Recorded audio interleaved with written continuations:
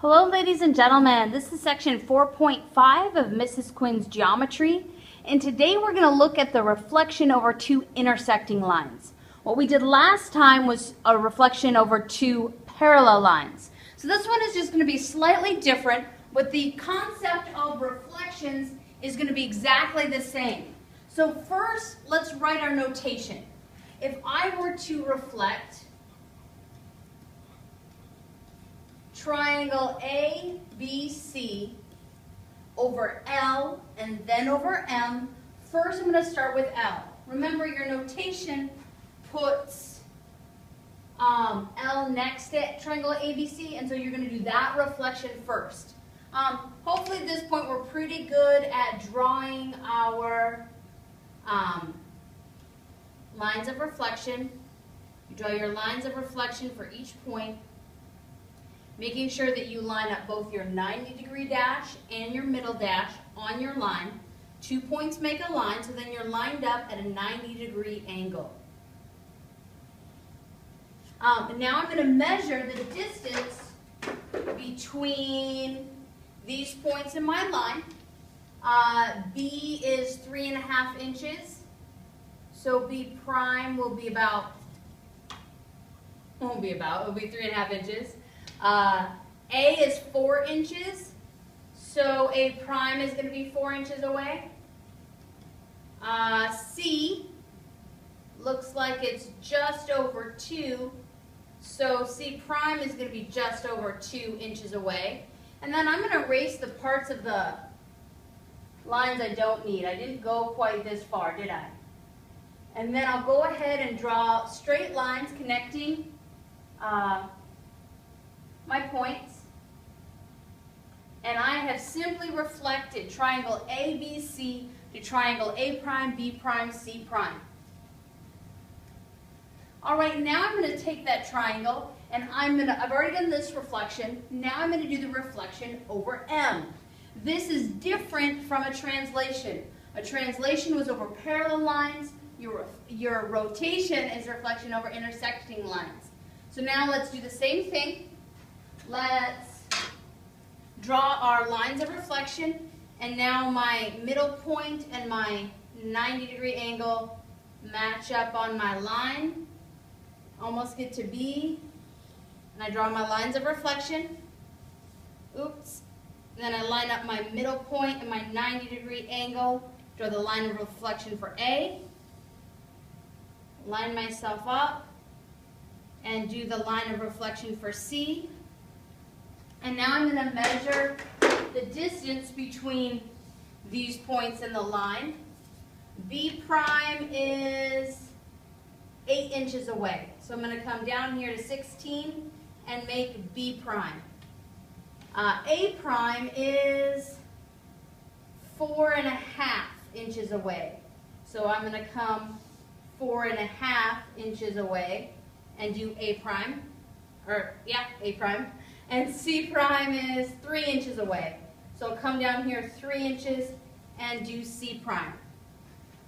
Now when I erase the parts of the lines I don't need, so I have a little extra on A here, a little extra on C, I'll erase that. And then I'll connect my dots with nice, neat, straight lines. I have a line here, and a line here.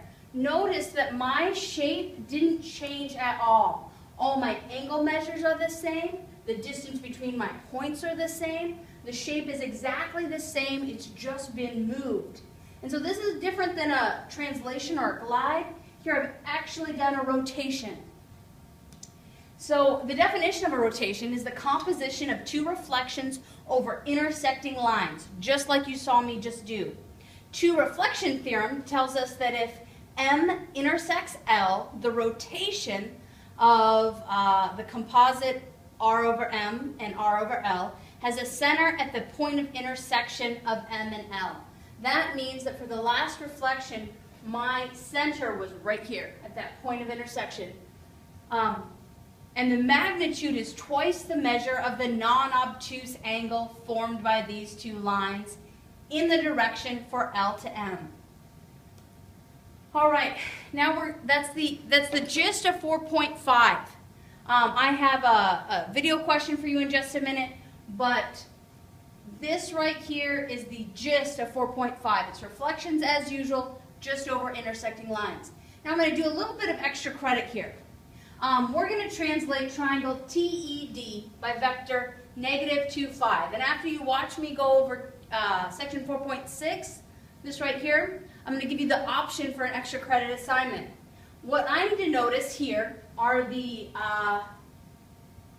my points. This point E is at x equal to 2 and y equal to -1. The point D is x equal to 1, 2, 3, 4, y equal to 1, 2, 3, 4, negative. And T here is x equal to 1, y equal to -2. So these are my points. When I translate them by this vector, I am going to move the x components in the -2, and I'm going to move the y components to a +5. What that means is that I'm going to move my x components to the left, and I'm going to move the y components up. So this whole shape should shift over and up. So let's see how that happens with our points. Let's find E prime. If I subtract 2 from 2, I get 0. And if I add 5 to -1, I get 4. Now let's find T prime. If I subtract 2 from 1, I get -1. And if I add 5 to 2, I get 3. Now let's find D prime. If I subtract 2 from 4, I get 2. And if I add 5 to -4, I get a +1. Now let's go ahead and plot our new points. 0, 4 is right, 1, 2, 3, 4 is right here. -1, 3 is right here. And 2, 1 is right here.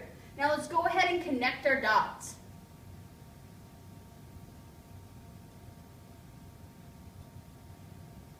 Notice how my shape stayed exactly the same. It just shifted over and up. This would be D prime, E prime, and T prime. All right? Now if we look at a shape that's been shifted, we should be able to find our horizontal and vertical components of our vector. So let's see. Let's find our A, B, C, and D values. A is at 1, 2, 3, 4, -4, -1. B is at 1, 2, -2, -1.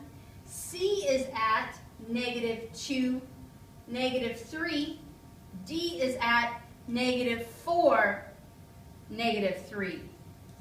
Now let's find our new points. If I look at A, my new point on A prime was x equal to 3 and y equal to 3.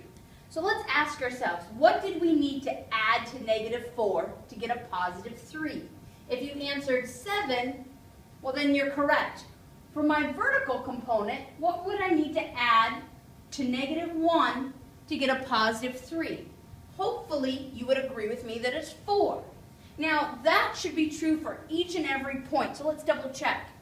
This B component is x equal to 5, y equal to 3, and let's see, if I have -2 plus 7, do I get 5? Yes, I do.